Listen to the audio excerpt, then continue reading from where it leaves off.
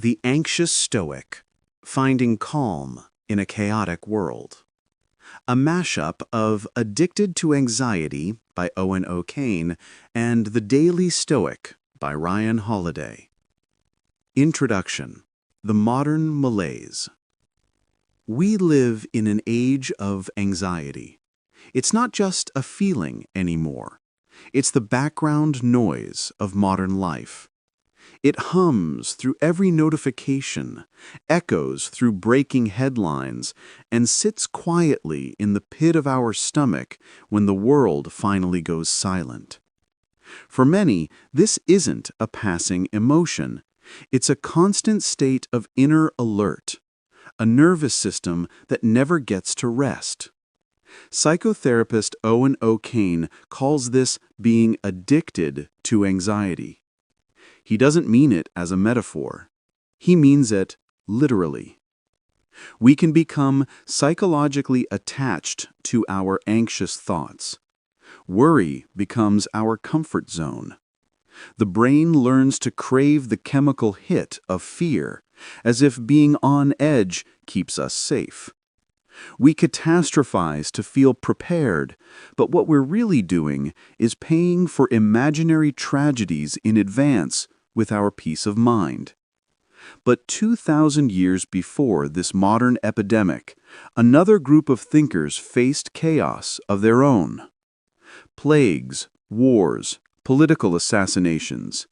The Stoics lived in a world no less uncertain than ours, and they forged a philosophy to meet it head-on, a mental discipline that could turn panic into peace and chaos into clarity.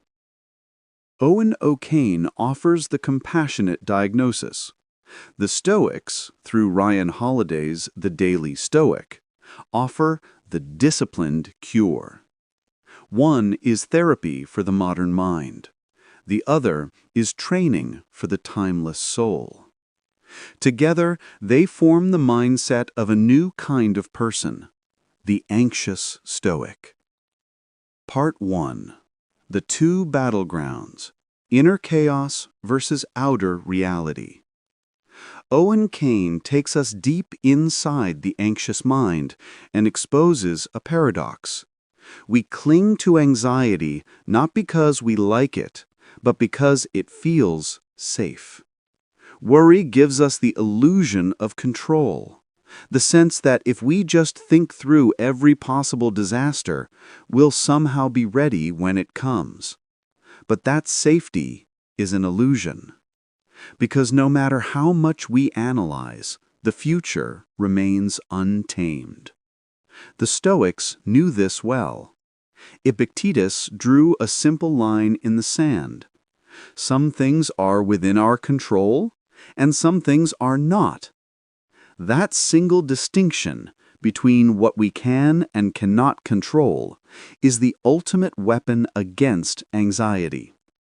Our judgments, actions, and choices are ours. Everything else, other people, outcomes, the past, the weather, fate, is not. Owen O'Kane helps us see the mental storm. The Stoics teach us how to step out of it. He diagnoses the noise. They teach us how to live in the silence that follows. Part 2. The Two Traps. The Endless Analyst and the Emotional Brick. Every philosophy taken to an extreme becomes its own cage. If you stop with O'Kane alone, you risk becoming the endless analyst. You understand your triggers, trace your fears, analyze every thought, but never act. You become fluent in your suffering, and yet still a prisoner to it. Insight without action is still captivity. But if you cling only to Stoicism, you risk becoming the emotional brick. You confuse strength with suppression. You tell yourself, a Stoic doesn't feel.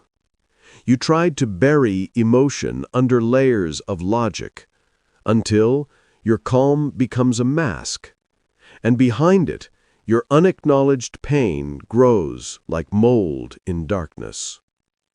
The truth is, neither pure analysis nor pure suppression brings freedom. Real resilience is the fusion of awareness and action. You don't deny anxiety, you invite it in, sit beside it, understand it, and then calmly choose your next move. That is the essence of the anxious Stoic. Part 3. The Integrated Framework. 3 Daily Practices. The anxious Stoic's framework has 3 pillars, each one a fusion of O'Kane's modern psychology and Stoic discipline. Practice 1. Name it to tame it. X. The dichotomy of control. When anxiety surges, O'Kane teaches a simple but profound act. Name it. Quietly in your mind. This is anxiety. This is fear. The act of naming separates you from the feeling. It breaks the trance. You stop being the storm and start becoming the observer. Now the Stoics enter. Ask, is the cause of this anxiety within my control? If yes, act. If no, accept. You use therapy to create space, and philosophy to fill that space with clarity. Practice 2. Rewrite the story. X. Negative visualization. Our anxiety thrives on stories, catastrophic what-ifs. O'Kane urges us to rewrite them. Ask, is this thought true? Is there a more balanced version of reality? The Stoics go a deeper step. They practice premeditatio malorum, the premeditation of evils. They visualize the worst-case scenario, not to suffer twice, but to realize they can endure it.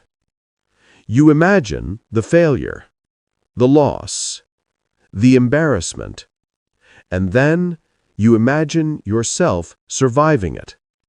You stop fearing the event and start trusting your strength to face it. That's not anxiety. That's mental armor. Practice 3.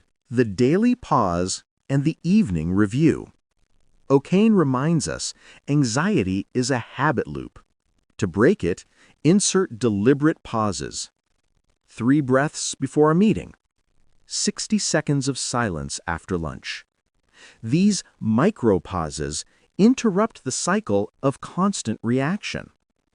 Now, elevated with Stoic reflection. At day's end, pause and review. Where did I lose my peace today? What was within my control and what was not? What could I do better tomorrow? This turns a small pause into a daily training ritual for your soul. Part 4. Real-world protocols for an anxious world. Scenario 1. The overwhelming workload. You stare at your to-do list, it feels impossible. Your mind spirals, too much, too fast, not enough time. The anxious Stoic protocol. Pause. Name it. This is overwhelm. Apply the dichotomy of control. I can't do everything. I can only do the next right thing. Then act. One task, one focus, one breath at a time. You exchange the illusion of control for the mastery of the moment. Scenario 2. The difficult conversation. You replay it in your head 100 times before it happens. Every version ends badly. The anxious Stoic protocol. Visualize the worst calmly. Reframe the story. This is not doom, this is courage in practice. Then, anchor in virtue. My only duty is to speak with honesty, kindness, and justice. The rest is not mine to control. Scenario 3. The 3 a.m. spiral. The room is silent, but your thoughts are loud. What if I fail? What if something happens to them? The anxious Stoic protocol. Name it. Anchor in the present. Feel the sheets. Hear the silence. Ask, are these fears real right now? No. Then surrender. My only task is to rest. The future will meet me when it becomes the present. That's not giving up. That's reclaiming peace. Conclusion. The unshakable core. Anxiety feels like weakness, but it's actually the training ground for strength. It's the arena where awareness meets courage. Owen O'Kane gives us compassion, the understanding that our mind is not broken, just overstimulated. Ryan Holiday and the Stoics give us structure, the discipline to meet that overstimulation with wisdom, not panic. True peace isn't the absence of noise, it's the mastery of it. It's building an inner citadel so solid that the chaos of the world can rage outside its walls, but never shake its foundation. You don't have to numb your emotions or surrender to them. You can train them. You can be both, human and unshakable. You can be the anxious Stoic.